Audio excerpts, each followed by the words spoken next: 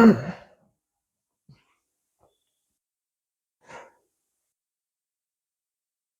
दोस्तों, नमस्कार, आदाब, सत श्री अकाल, अस्सलाम वालेकुम। आप सभी का स्वागत है आपने अपने यूट्यूब चैनल मतीन मैथडा में। इससे पहले हम 5 वीडियो पढ़ चुके हैं। अब हम छठा वीडियो पढ़ने वाले हैं। देखना, छठा वीडियो में ये जो क्वेश्चन होंगे हमारे, और भी बेहतर क्वेश्चन है ये, किसी न किसी एग्जाम में जरूर पूछे गए हैं। और इन क्वेश्चनों को आप लगाते समय थोड़ी सी सावधानी जरूर बरतेंगे, क्योंकि इन क्वेश्चनों को लगाने के से आपके अंदर कुछ न कुछ जरूर क्वालिटी आएगी। देखना जरा, मैं पहला क्वेश्चन हल करता हूँ। सबसे पहला क्वेश्चन है, कह रहे हैं ए, बी व सी कक्षाओं में विद्यार्थियों की संख्या का अनुपात क्रमशः 4, 3, 4, 5। यदि प्रत्येक कक्षा में 60 विद्यार्थी बढ़ा दिए जाएं तो इन कक्षाओं में विद्यार्थियों की संख्या का अनुपात क्रमशः ये हो जाता है। तो तीनों कक्षाओं की कुल कितने विद्यार्थी हैं? तीनों कक्षाओं में कुल कितने विद्यार्थी हैं? जरा इस क्वेश्चन को हम लगाते हैं। देखना, पहला क्वेश्चन हम हल कर रहे हैं।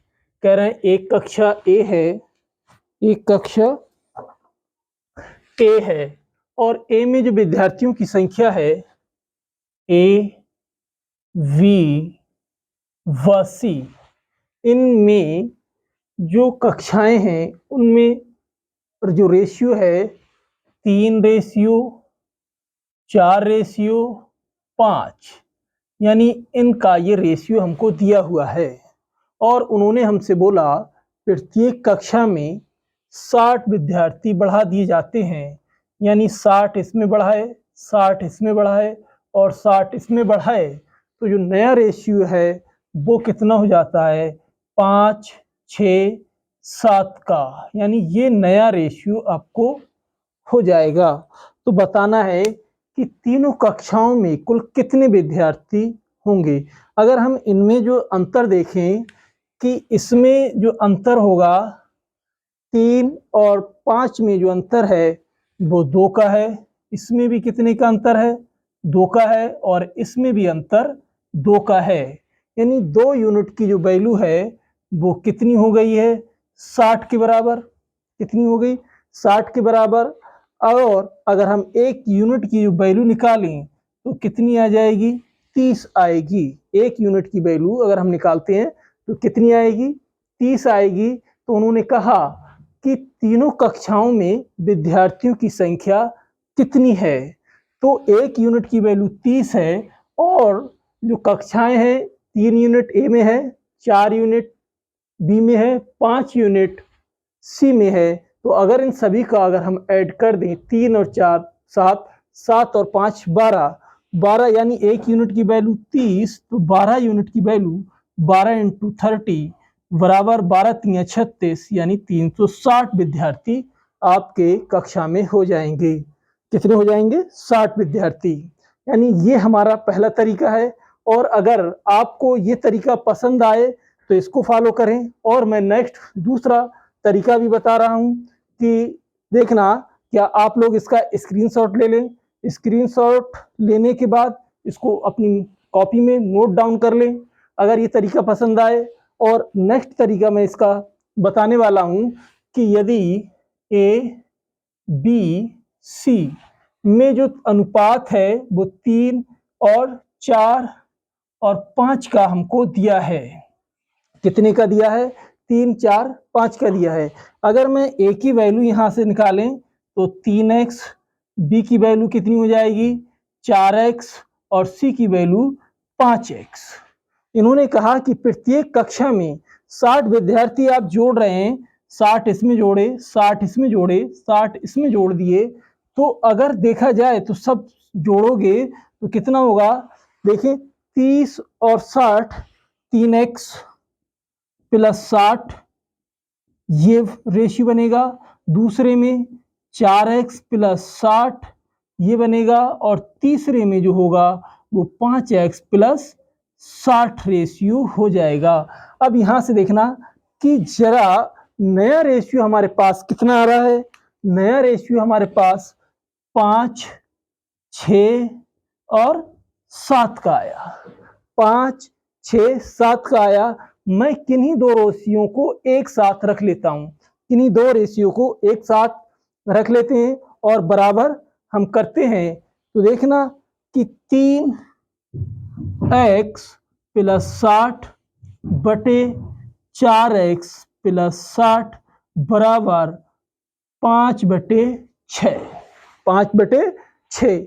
तो आप क्या करेंगे, इसकी क्रॉस मल्टीप्लाई करोगे और इसकी इधर मल्टीप्लाई कर दोगे तो कितना हो जाएगा, देखना 6 तियां 18x प्लस 6 छंग 36 360 और 4 पंजे 20x प्लस 5 3 6 पंजे 30 यानी 300, यानी 20 और 6 तियां 18 अगर घटाएंगे तो आप ये डायरेक्ट आप इस देखना थोड़ा सा आप एडवांस तरीके से करें। अगर आप एडवांस तरीके से नहीं करेंगे तो आपके लिए दिक्कत हो जाएगी, क्योंकि इस बहुत सारी भीड़ में हमें कुछ अलग करेंगे तभी हमारे लिए बेनिफिट होगा। मैं वैसे भी आपके लिए करके दिखा देता हूं। डायरेक्ट आप कैसे करेंगे कि 6 तियां 18 और 5 चौक 20 यानी 2x आ जाएगा आपके पास अंतर, और वो कितने के बराबर होगा, इनमें रेशियो की जो वैल्यू होगी वो 60 आ जाएगी। यानी x की वैल्यू काट दोगे 30 हो जाएगी, x की वैल्यू 30। और उन्होंने हमसे कहा कि तीनों कक्षाओं में जो वैल्यू है वो कितनी है, तीनों कक्षाओं की जो वैल्यू है वो आपके पास 12x है। तो 12 इंटू 30 लगाओगे, 30 लगाओगे तो कितना हो जाएगा, 12 तियां 36, 360 आपके पास आंसर आ जाएगा, 360 आंसर मिलेगा यानी इसका। और अगर आपसे कैलकुलेशन करने में दिक्कत आ रही है तो मैं इसको यहाँ कैलकुलेशन करके भी दिखा देता हूँ। देखना कितनी होगी, 6 तियां 18x प्लस 6 छंग 36 और 4 पंजे 20x प्लस 6 पंजे 30, 300।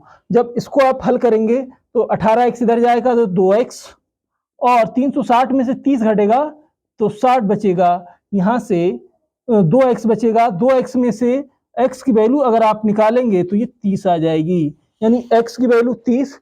और टोटल स्टूडेंट उसमें कितने हैं, यानी 3x plus 4x plus 5x, यानी जब इसकी वैल्यू लगाओगे आप यानी 12x हो जाएगी। 12 में आप 30 से गुणा कर दोगे तो 12 तियां 36, 360 स्टूडेंट। इस क्वेश्चन का भी आप स्क्रीन, यानी मैंने दोनों तरीके बता दिए, दोनों में से जो भी अच्छा लगे आप इसको हल कर सकते हैं। देखना आप इसको यहाँ पर समझ सकते हैं कि यहाँ से मैंने ये सेकंड मेथड बताया है और ये पहला तरीका है, इससे भी फॉलो करें। और इसको अगर आपको ये वाला तरीका अच्छा लगता है तो इस वाले से भी कर सकते हैं। क्या किया हमने कि जो 3-4 में रेशियो दिया था, 3x मैंने मान लिया टोटल स्टूडेंट, इसमें 4x होंगे, इसमें 5x होंगे, 60 इसमें बढ़ा दिए, 60 इसमें बढ़ाए, 60 इसमें बढ़ाए, तो 3x प्लस 60 और 4x प्लस 60 और 5x बराबर 60। अब यहाँ से देखना 4-5 किसी दो रेशियो को बराबर कर लें आप। जब दो रेशियो को बराबर कर लेंगे तो दिस अपॉन दिस और दिस अपॉन दिस, यानी 4-5 बटे 6 कर लेंगे और उसके बाद केवल कैलकुलेशन है, उसके बाद आप हल कर लें। नेक्स्ट क्वेश्चन होगा हमारे पास, इसको मैं हटा देता हूं, जरा देखना इस क्वेश्चन को हटाने के अगला जो क्वेश्चन आएगा हमारे पास, कह रहे हैं एक सिनेमा हॉल है। क्या है, सिनेमा हॉल, और सिनेमा हॉल में जो टिकटों का बिक्री है वो कैसे होती है। देखना जरा, कह रहे हैं एक सिनेमा हॉल का मूल्य 5 से 7 रुपए में बढ़ाया जाता है। तो कह रहे हैं तो दर्शकों की संख्या में 8 से 7 के अनुपात में कमी हो जाती है। तो यदि मूल्य में वृद्धि से पूर्व टिकट बेचने से प्राप्त राशि इतने रुपए है, यानी 2460 रुपए है, तो वर्तमान में कलेक्शन यानी वर्तमान में कितने रुपए का एकत्रित हुए, यानी कितना कलेक्शन हुआ। तो इस क्वेश्चन को करना है, कैसे करेंगे कि पहले जो टिकट थे और बाद में क्या हुआ, यानी पहले सिनेमा हॉल में टिकट का मूल्य कितना था, 5 रुपए, और बाद में 7 रुपए हो गया, यानी ये रुपए में है। और इन्होंने कहा कि दर्शकों की संख्या, जो दर्शक हैं, दर्शकों की संख्या पहले कितने आते थे देखने के लिए, 8। अब वो उनमें कमी आ गई है देखने वालों में, कि पहले के कोई सिनेमा हॉल था, उन्होंने कहा कि जो सिनेमा हॉल है मूल वृद्धि के कारण, यानी 5 रुपए से टिकट पहले 5 रुपए का था, बाद में उन्होंने रेशियो में कितना बढ़ाया, 7 रुपए कर दिया रुपए में। अब कह रहे हैं दर्शक 8 की जगह फिर 7 आने लगे, दर्शक क्या हो गए, कम हो गए। तो उन्होंने कहा कि बताएं मूल वृद्धि से पूर्व टिकट बेचने से प्राप्त राशि इतने रुपए है। कह रहे हैं 2460 रुपए। तो कह रहे हैं वर्तमान में कलेक्शन कितना है, वर्तमान में तुम्हें कलेक्शन बताना होगा। देखना जरा, अगर मैं इनकी मल्टीप्लाई आपस में करता हूं, 4 5 8 40, यानी पहले जो कलेक्शन कितना होता था, इतने रुपए का, बाद में कलेक्शन कितना हुआ, 7 सत्ते 49। इन्होंने कहा कि मूल वृद्धि से पूर्व टिकट बेचने से प्राप्त राशि कितनी थी, 2460 रुपए, यानी टिकट की मूल वृद्धि से पहले। तो कह रहे हैं वर्तमान में कलेक्शन कितना होगा, यानी मूल वृद्धि जब नहीं हुई थी तो 40 रुपए इकट्ठे हो रहे थे, बाद में कितने होने लगे, 49 रुपए इकट्ठे होने लगे। तो कह रहे हैं कि बेचने से पूर्व ये हुई, यानी 2400। तो एक बात बताओ, जो पहले इकट्ठे करते थे कितने, 40, और जो 40 की वैल्यू थी वो कितने रुपए थी, 2460 रुपए, 2460 रुपए। तो इसको आप काट देंगे, एक की वैल्यू कितनी आ जाएगी, ये 4 छंग 24, 4 छंग 24, 6 उतार लिया, 4 इकन्नम 4, बचेगा कितना, 2, 4 पंजे 20, यानी एक यूनिट की वैल्यू 61 रुपए 50 पैसे। अब कितने हो रहे हैं, 49, 49 की आप मल्टीप्लाई करोगे कितनी हो जाएगी, 49 की इससे मल्टीप्लाई करेंगे तो देखना, अगर हम इसकी मल्टीप्लाई करें तो कितना बन जाएगा, इसकी जो मल्टीप्लाई आएगी आपके पास 3013 रुपए 50 पैसे, 3013 रुपए 50 पैसे का कलेक्शन होगा। ये आप इसकी मल्टीप्लाई कर लेंगे, ये आंसर हो जाएगा। देखना जरा, उन्होंने क्या कहा, एक सिनेमा हॉल था, सिनेमा हॉल में कितने के रूप में, यानी 5 से 7 रुपए, यानी टिकट पहले 5 का था, बाद में 7 हुआ। अब देखने वालों की जो संख्या थी, पहले 8 लोग आते थे, बाद में 7 लोग आए, तो उनसे जो कलेक्शन हो रहा है, पहले होता था 40 रुपए का, बाद में हुआ 49 का। तो उन्होंने कहा कि मूल वृद्धि से पूर्व कितने, 2460 रुपए, वो वैल्यू 40 रुपए के बराबर थी, एक यूनिट की वैल्यू निकाल ली। अब 49 यूनिट की वैल्यू 3013 रुपए 50 पैसे हो जाएगी, यही आपका आंसर होगा। देखना अगला क्वेश्चन हम करते हैं, क्वेश्चन नंबर 2 करेंगे, सॉरी, एक हो गया है, दूसरा हो गया है, 3 हम करने जा रहे हैं। 3 को देखना कैसे करेंगे हम लोग। तीसरा जो क्वेश्चन होगा,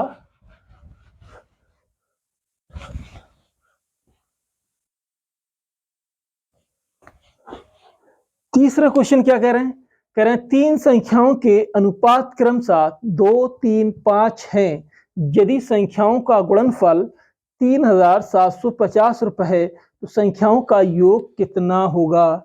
मान लेते हैं 3 संख्याएं हैं, ए, बी, सी, इनका जो रेशियो है वो 2, 3, 5 के रूप में दिया है। तो कह रहे हैं संख्याओं का गुणनफल, अगर मैं ए को 2x मान लूं, बी को 3x मान लूं और सी को 5x मान लेता हूं, 5x, तो इन सभी की गुणा करें, तो गुणा जब करोगे तो 2x गुणा 3x इंटू 5x की जो वैल्यू आ रही है वो 3750 रुपए, 3750 रुपए होगी।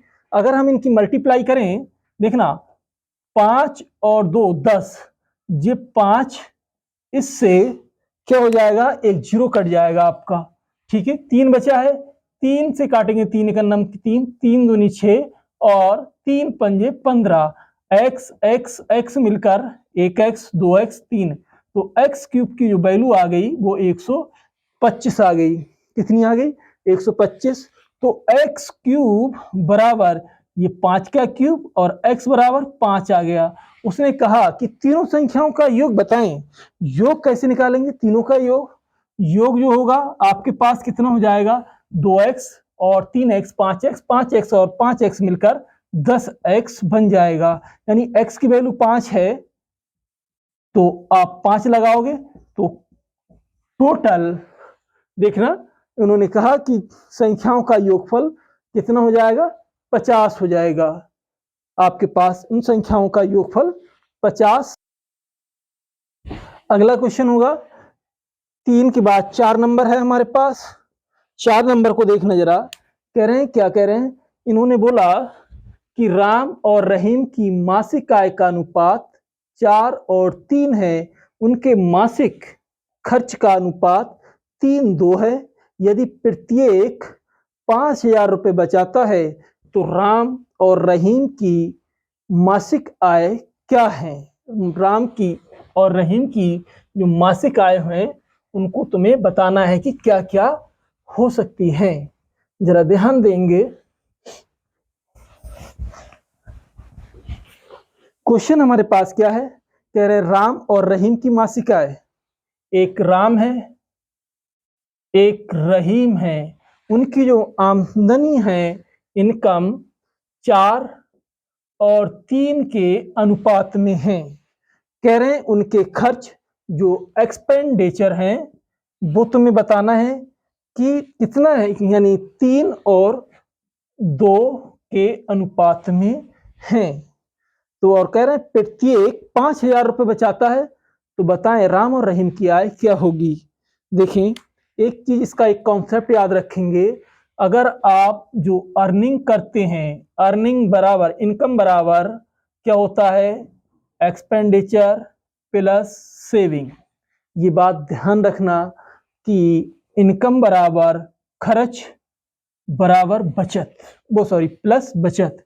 चाहे आप ऐसे लिखना, आमदनी आय बराबर खर्च प्लस बचत क्या होती है, बचत। अगर आप इसको ऐसे भी लिख सकते हैं कि आमदनी माइनस सेविंग बराबर खर्च भी कर सकते हो, आप इसको इस तरीके से भी लिख सकते हो। इन्होंने क्या कहा कि एक बंदा आमदनी करता है 4, खर्च करता है 3, और जब आमदनी में से खर्च निकालेंगे इसमें कितने यूनिट का अंतर है, 1 का। इसमें भी कितने यूनिट का अंतर है, 1 का। कितने का है, 1 का। और 1 यूनिट की वैल्यू कह रहे हैं प्रत्येक कितना बचा रहा है, 5,000 रुपये। जब 1 यूनिट की वैल्यू आपको 5,000 रुपये दी है तो उन्होंने कहा कि प्रत्येक इनकी आमदनी कितनी है, तो 1 यूनिट की वैल्यू 5,000 रुपये। अगर हम निकालें राम की आमदनी 4 × 5,000 तो कितना हो जाएगा, 4 पंजे 20,000 रुपये का आएगा। और रहीम की अगर हम निकालें रहीम की तो 3 × 5,000 ये कितना निकालेगा, 15,000 रुपये की अर्निंग करेगा। यानी राम की आय 20,000 रुपये और रहीम की 15,000 रुपये ये आमदनी करेगा। यहाँ से एक तरीका तो ये है, और जो इससे भी अच्छा तरीका है हमारे पास वो मैं अभी आपको देखना, आप इसको नोट डाउन कर लें या स्क्रीनशॉट ले सकते हैं आप इसका। देखना अगला क्वेश्चन, इसी को मैं दूसरे तरीके से भी आपको हल करके दिखाता हूं, जरा ध्यान दें। इन्होंने कहा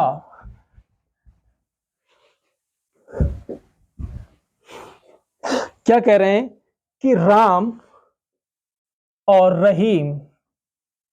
रहीम कितने के अनुपात में आमदनी कर रहे हैं, 4 और 3 के अनुपात में। अगर हम राम की आय 4x और रहीम की आय 3x मान लें, और उन्होंने कहा प्रत्येक 5,000 रुपये बचाता है, ये तो उसकी आमदनी है, ये क्या है, आमदनी। और इसकी रहीम की 3x आमदनी है, राम की 4x है। अगर 4x है, इसमें क्या करा, बचत कितनी की। यानी अगर हम आमदनी में से बचत घटा दें आमदनी में से अगर हम बचत घटाएंगे तो आपके पास क्या बचेगा, खर्च आएगा निकल के। यानी आमदनी इनकम बराबर एक्सपेंडिचर यानी खर्च प्लस सेविंग। अगर आमदनी में से मैंने बचत माइनस कर दी तो एक्सपेंडिचर निकल के आ जाता है। तो ऐसे ही अगर हम आमदनी में से 4x आमदनी करी, इसने बचत कितने की करी, 5,000 रुपए की, 5,000 की। ऐसे ही रहीम ने आमदनी करी 3x की, 3x, और इसने बचत करी 5,000 रुपए की। वो वैल्यू कितने के बराबर हो गई, वो वैल्यू उन्होंने कहा कि जो इनकी बचत है वो 3 और 2 के रूप में है। कितने के, 3 और 2 के रूप में।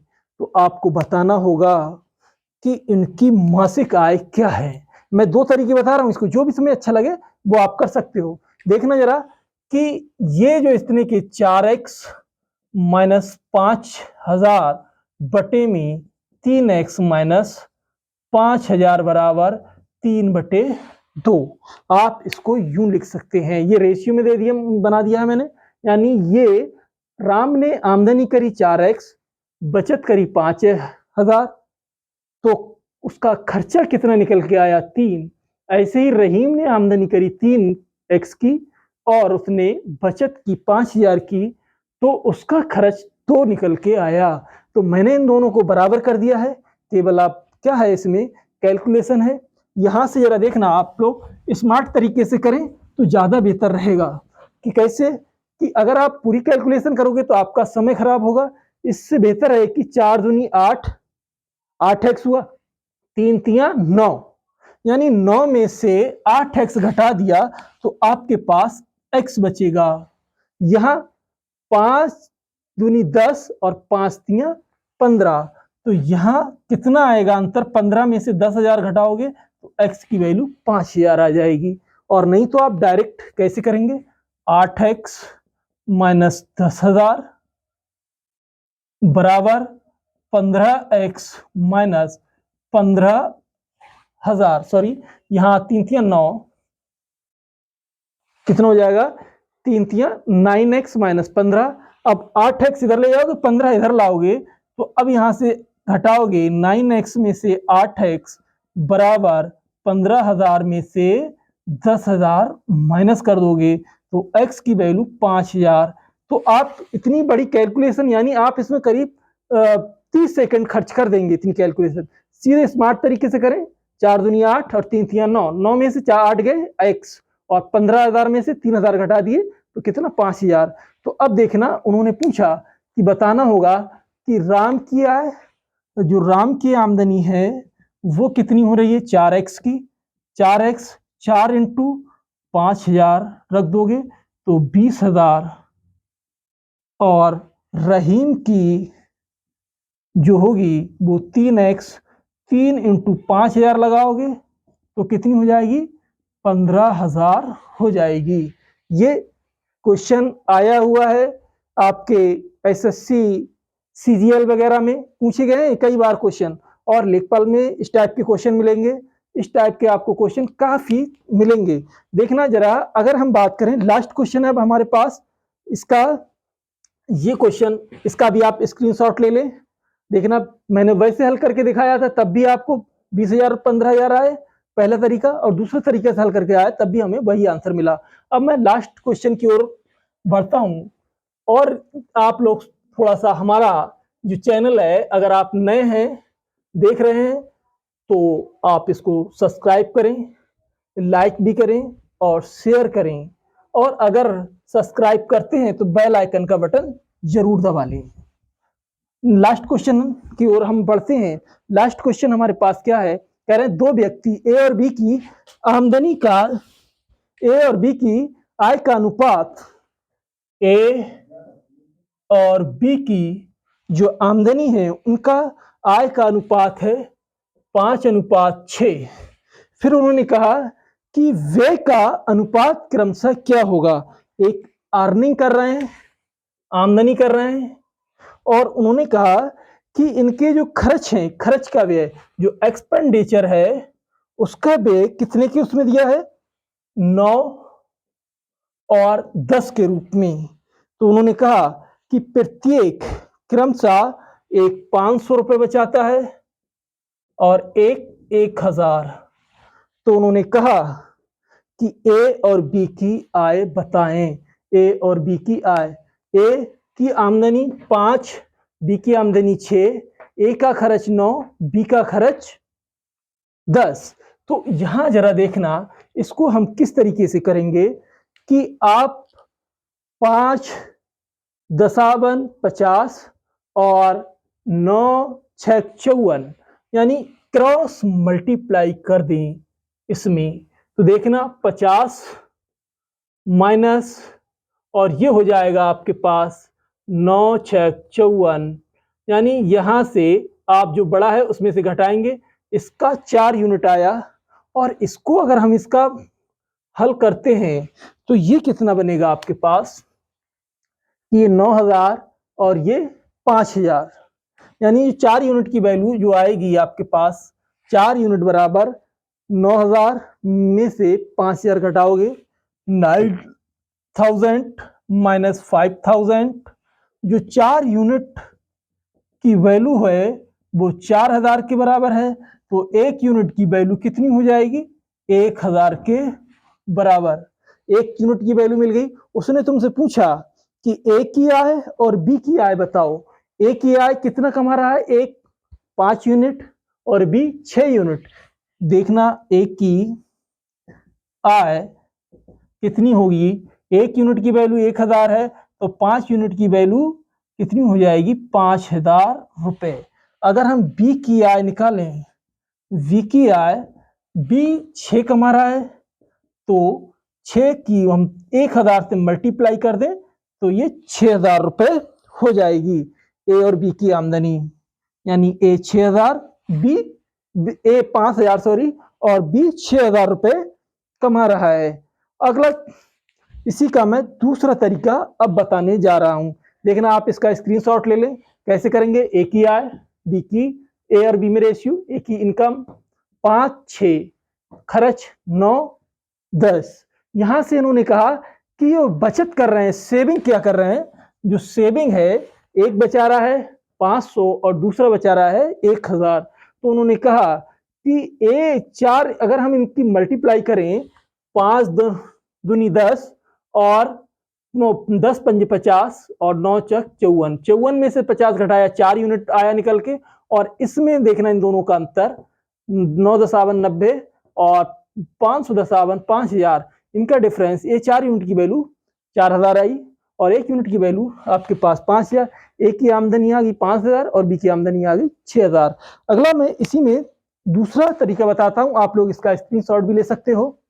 देखना जरा, ये छोटा तरीका है और लेकिन इससे भी अच्छा तरीका मैं दूसरा बताने जा रहा हूं आपके लिए। देखना जरा दूसरा तरीका इसका क्या है, कैसे हल करेंगे आप लोग। इन्होंने कहा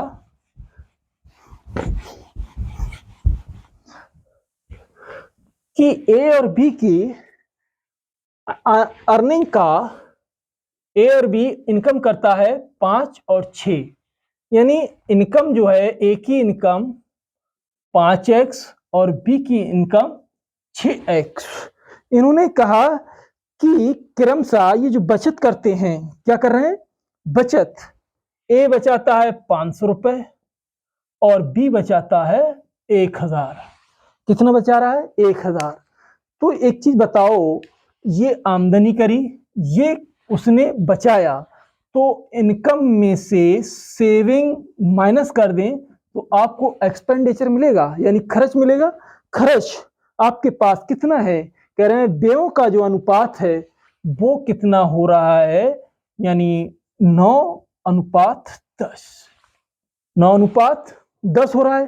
तो अगर हम देखना 5x में से ये 500 माइनस कर दें और रेशियो आपके पास कितना है, 6x में से माइनस जो उसने सेविंग करी है, सेविंग की है, तो आमदनी में से सेविंग यानी जो बचत है वो घटा देंगे तो खर्च आपके पास निकल के आएगा। खर्च उसने 10 रुपए का किया। तो अब देखना जरा, मैं इनको अनुपात के बराबर में रख लेता हूं कि 5,500 सॉरी बटे में 6x माइनस 1,000 बराबर 9/10। कितना हो जाएगा? 9/10। फिर मैं कह रहा हूं स्मार्ट तरीके से, 10 पंजे 50 और 6 नीम 54, 6 नीम 54। आप क्या करेंगे, 50x में से 50x माइनस ये 5,000 बराबर 6 नीम 54x माइनस 9,000। इसको इधर उसको उधर, तो कितना हो जाएगा? 50 54 में से 50 घटाया 4x और 9,000 इधर आकर के बचेगा 4x। x की वैल्यू कितनी हो जाएगी? 1,000। इसे काट दोगे कितना आएगा? 1,000 आएगा। ठीक है, अब यहां से देखना, उसने कहा एक ही आमदनी, एक ही अर्निंग क्या है? एक ही अर्निंग है 5x, तो 5 लगाओगे 1,000 से मल्टीप्लाई करोगे तो 5,000। और बी की जो अर्निंग है, बी की अर्निंग कितनी है? बी ने अर्निंग करी है 6x की, तो 6 इंटू 1,000 लगाओगे तो कितना हो जाएगा? 6,000। ये हमारे, मैंने इसके दो तरीके बता दिए, आप इन दोनों में से कोई सा भी एक फॉलो कर सकते हैं। ये अगर आप थोड़ा सा यहाँ पर कैलकुलेशन एडवांस तरीके से करेंगे तो बहुत जल्दी हो जाएगा। ठीक है साहब, अब हम इस अपने बीच लेक्चर को यहीं पे समाप्त करते हैं। थैंक यू हमारा लेक्चर पूरा देखने के लिए आप सभी का। और अगर आप हमारे चैनल पर नए हैं तो हमारे चैनल को सब्सक्राइब करें और बेल आइकन का बटन जरूर दबाएं। साहब thank you, have a nice day. आप सभी का स्वागत है।